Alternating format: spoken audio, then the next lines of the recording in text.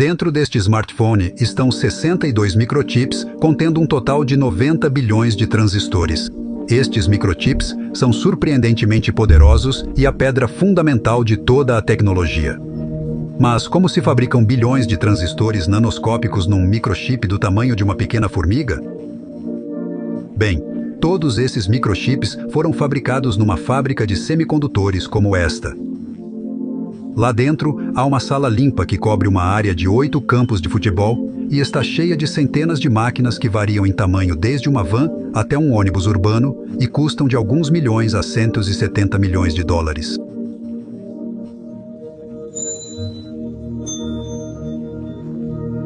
Dentro desta fábrica de microchips, as bolachas de silício viajam de uma máquina para outra, passando por cerca de 1000 processos durante um período de 3 meses. E até o final da produção, cada wafer de silício estará coberto por centenas de chips de CPU, cada um dos quais conterá 26 bilhões de transistores.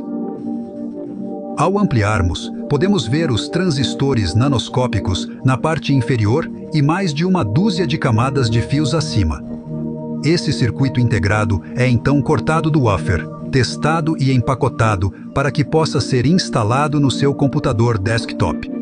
Neste vídeo, vamos explorar todo o processo de fabricação de microchips e mostrar como bilhões de transistores nanoscópicos e um labirinto tridimensional incrivelmente complexo de fios são feitos em uma das fábricas de microchips tecnologicamente mais avançadas do mundo. É um processo incrivelmente complicado, então fique conosco e vamos direto ao ponto.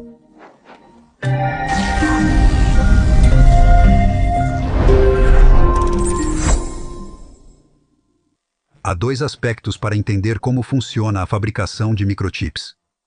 O primeiro é a sequência de passos e processos necessários para construir os transistores nanoscópicos e o labirinto de cabos, enquanto o segundo é como funciona a fábrica de semicondutores e o time multimilionário da sala limpa. E vamos alternar entre esses 2 lados para ter uma visão completa. Vamos começar abrindo essa área de trabalho, focando na CPU e dando uma olhada no que tem dentro. Aqui temos um circuito integrado, ou chip. Esse chip tem 24 núcleos, um controlador de memória, um processador gráfico e muitas outras seções.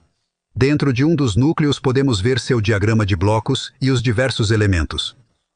Se ampliarmos esse bloco de multiplicação, encontramos um projeto de 44 mil transistores que executam fisicamente a multiplicação de 32 bits e compõem apenas 0,0017% do total de 26 bilhões de transistores.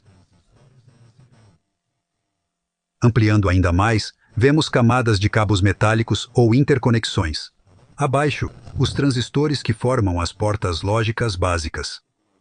Observem que essas camadas de interconexões metálicas não estão flutuando. O espaço vazio que vocês veem está preenchido com materiais isolantes, o que dá estrutura e impede que as camadas de fios metálicos se toquem. Aqui, mostramos apenas os transistores na parte inferior e 5 camadas de metal interconectadas com vias que viajam verticalmente entre as camadas. Na verdade, há um total de 17 camadas metálicas de cabos na CPU, e cada conjunto sucessivo de níveis usa interconexões cada vez maiores. Na parte inferior estão as interconexões locais que movimentam dados em torno deste circuito multiplicador de 32 bits. No meio, as interconexões intermediárias que movimentam dados pelo núcleo. E, no topo, as interconexões globais que movimentam dados por toda a CPU. Vocês devem estar se perguntando quão pequenos são esses transistores. Ampliando para trás e além das camadas de interconexão,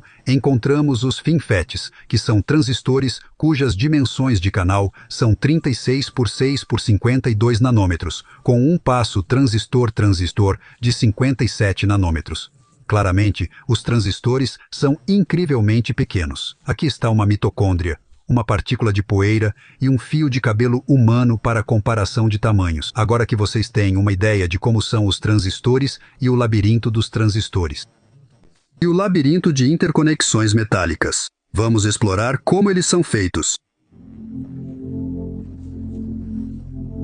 Imagina assar um bolo com 80 camadas de altura, cada camada cortada com uma forma única.